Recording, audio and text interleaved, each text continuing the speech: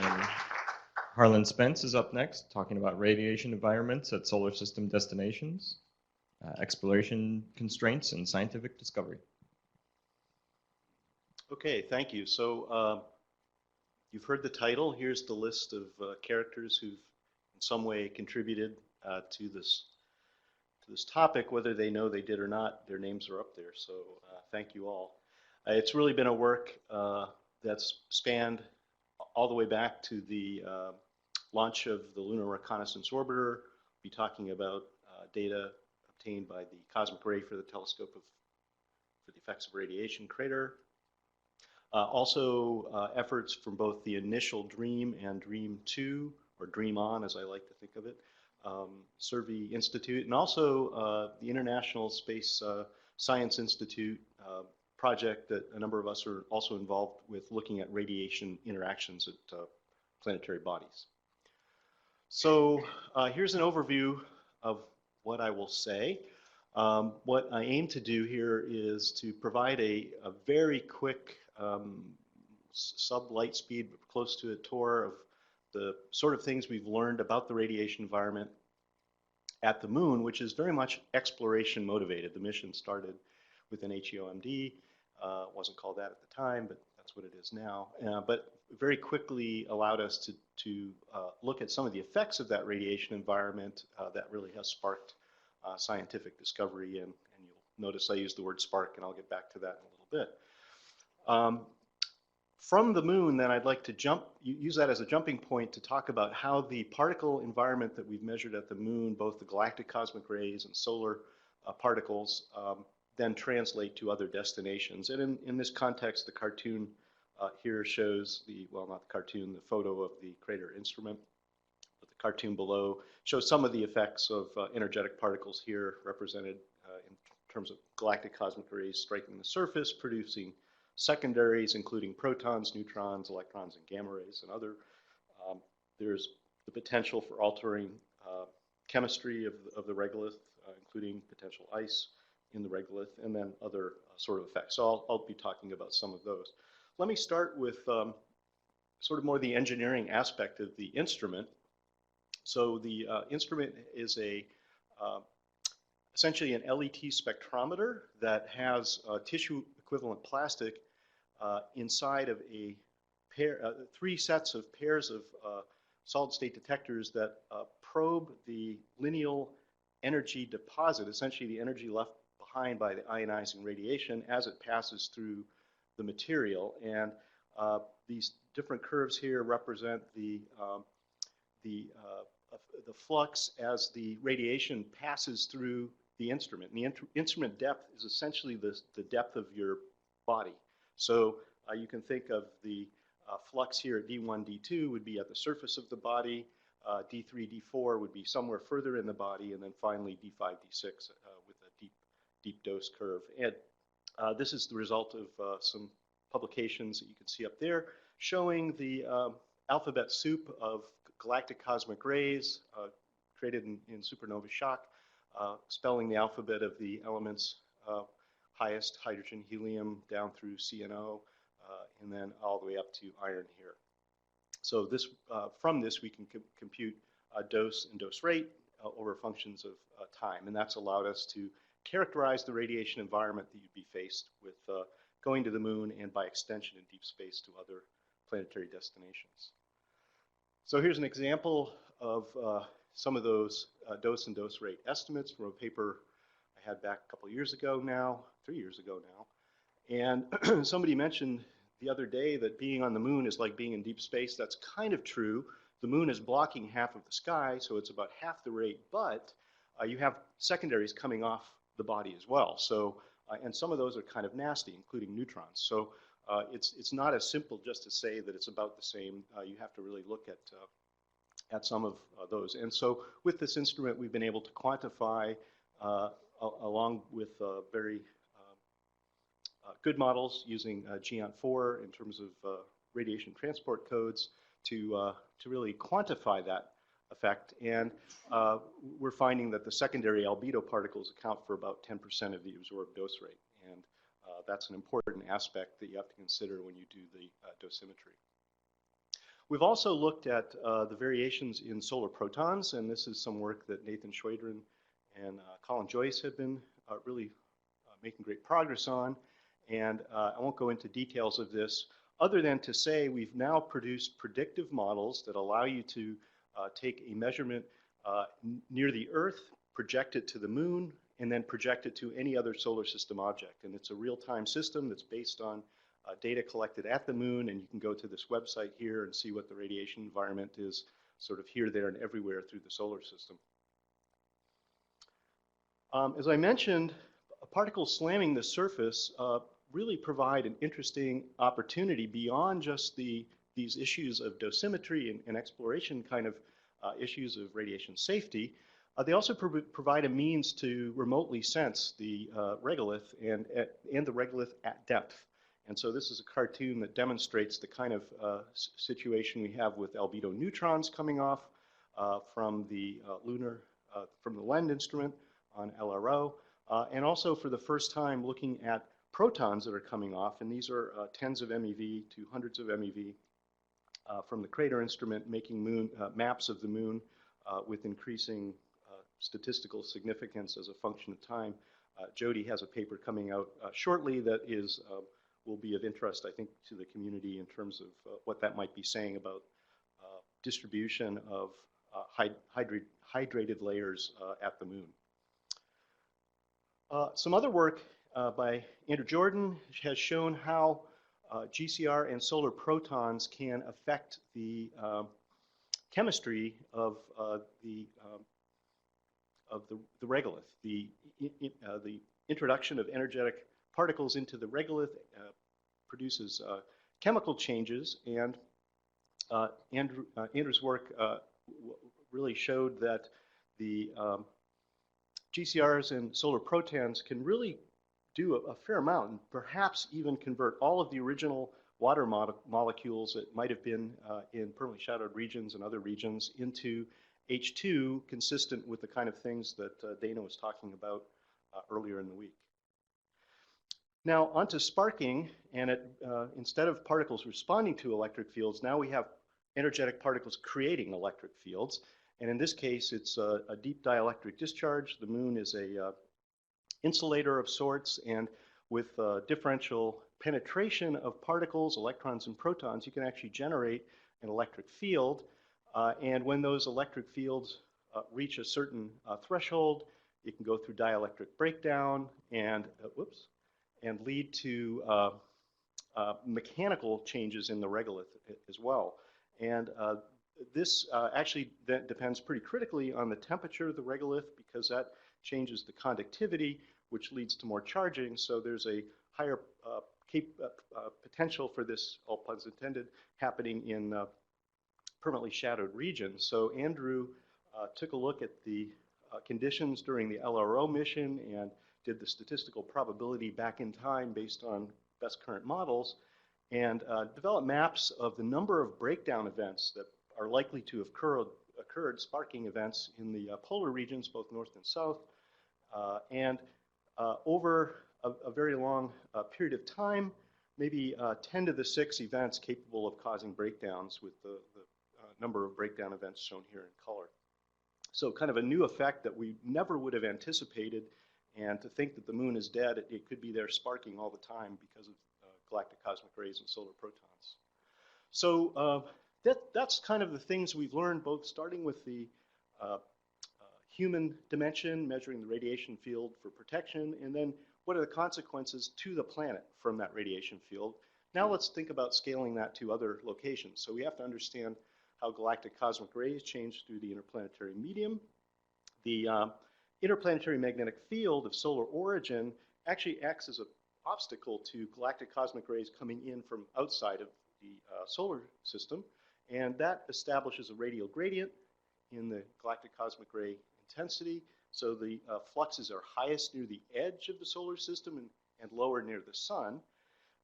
It's about a factor of 4 in terms of if you add all those particles up between the orbit of Mercury and the orbit of Pluto. But most of that variation happens in the outer solar system. So in the inner solar system, that radial gradient is really relatively weak. And so we'd expect a similar kind of order of magnitude production of albedos, the processes that I've talked about before, as it's occurring at the moon, as also at Mercury and probably Phobos and Deimos, and Pluto, where it'll actually be a little bit higher because the flux is higher. However, one thing we've learned from the modeling, compositional differences do make a potentially sizable difference in the albedo yield that can be used as tracers of different bulk regolith compositions, both from the neutrons, which we've seen across the solar system already, and also protons. So here's a table that just summarizes the bodies of interest, the distance from the sun here, and then an estimation of the energies of radiobiological interest, a few hundred MeV protons here between solar maximum and solar minimum. You don't have to read all these numbers, but I can just point out that there's roughly a factor of 8 between the intensity at solar maximum versus solar minimum, and that's an 11-year cycle. Between the outer, at a particular time between Mercury and Pluto, it's about a factor of 3.5. And if you take the extremes of the environment, the being as far from the sun, but also being at Mercury at solar max versus Pluto at solar minimum, there's roughly a factor of 30. So that's a variability in the galactic cosmic ray flux over time. John Cooper has a poster talking about the intensity of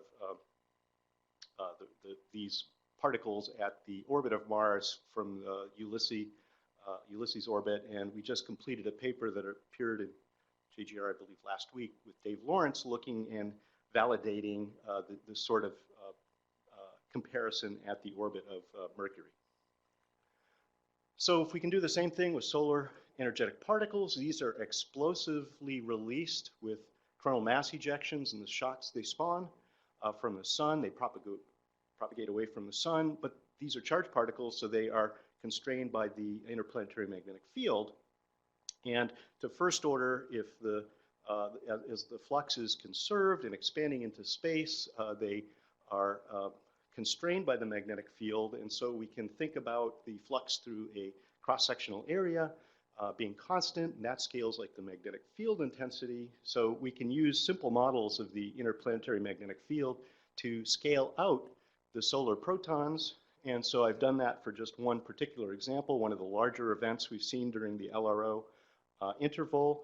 And if we look at the greater than 10 MeV protons from the sun, here we are at the moon. This is what was measured. This is a 7-day running average of the fluence now of those particle intensities. And if we scale inward, it goes up by about a factor of 10 by the time you get to Mercury. So that would be a factor of 10 increased risk at those energies. And it's roughly comparable, a factor of 2 lower by the time you are at the orbit of Mars. It's starting to drop by about a factor of 10 by the time you get to the asteroid belt. And it's way down, more than 2 orders of magnitude by the time you get to Pluto. So the threat of solar protons really is greatly diminished as you get into the outer solar system, but that's where the galactic cosmic rays are high, so you can't win. It's bad no matter where you go, just different flavors of bad. So to summarize then, it's really been, I think, really quite a fun experience being on LRO and having this really unusual experience of going from an exploration mission to a science mission. And it's allowed us to sort of at the same time be thinking about the consequences of the truths that we're evincing here through these measurements. And I think one of the things that we've really come to grips with is discovering the ways by which the radiation not just is in the environment, but actually plays a role in modifying planetary surfaces. And I've touched on several of those. Some are this deep dielectric discharging, which we've concluded may be as important as meteoritic weathering at the moon. So that's a kind of transformative sort of thinking, particularly in permanently shadowed regions, and possibly also at Jovian moons, where you have now objects embedded in a very strong radiation field in the trapped radiation of those planets. That same space weathering effect might be going on also in the permanently shadowed regions in Mercury, where the solar protons are higher, and also even at Phobos and Deimos. Less likely to be important in the outer solar system because the SEP fluence really diminishes there, but there we have very intense galactic cosmic rays. And so I'll just end with this photo because it really, I think, underscores the beauty of this particular meeting and why I like it so much. We call it the Wargo axiom, which is, this mantra that science enables exploration and exploration enables science. And during the development of the crater instrument, I commissioned some of my Latin scholars to come up with a Latin phrase that embodies that. And it's quite tortured. It's Luna ut nos animalia tuere experi possimus, which is another acronym that's LUNATEP, so there's your tissue equivalent plastic at the moon. And it means in order that we may be able to protect and make trial of living things on the moon. So thank you for your attention, and happy to take any questions.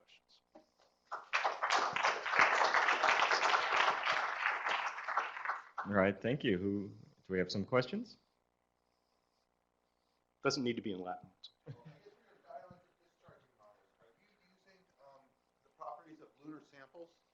The dielectric properties of minerals on the moon, or are you just using sort of some model properties?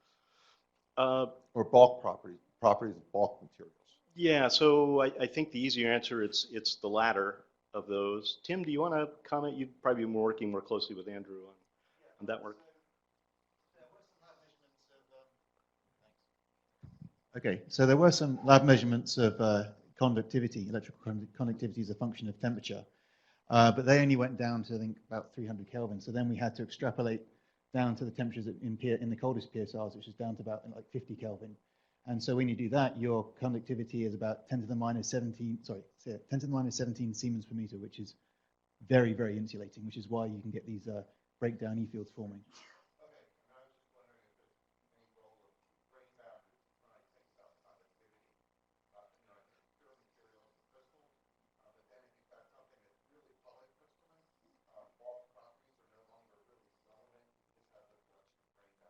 Yeah, yeah. So we use the conductivity measurements for regolith, but they also did them for rocks, and rocks are much more conductive. So yeah, it's the regolith case we wanted to look at. I happen to have a backup slide on that, but yeah, the notion is that you might expect these the discharge to be operative at grain boundaries that could lead to this kind of creation of fairy castle structures. Even is one idea of making it very porous. Hi, Harlan. Just wonder, I guess it will be easier for you to forecast a GCR. Is there any chance to predict or forecast SEP events, for astronauts' sake? That's one of the holy grails, and it really is contingent on predicting the emerging magnetic flux at the sun. And there are some ways that are looking promising for that. But for our prediction, it's kind of a near real-time prediction of elsewhere of what's going to happen, but it's based on what's already basically arrived at the Earth. Yeah, we'd really like to beat that down, but I think we still got a lot of learning to do about the sun before we can get to that next level. I was actually curious with the electric breakdown and everything.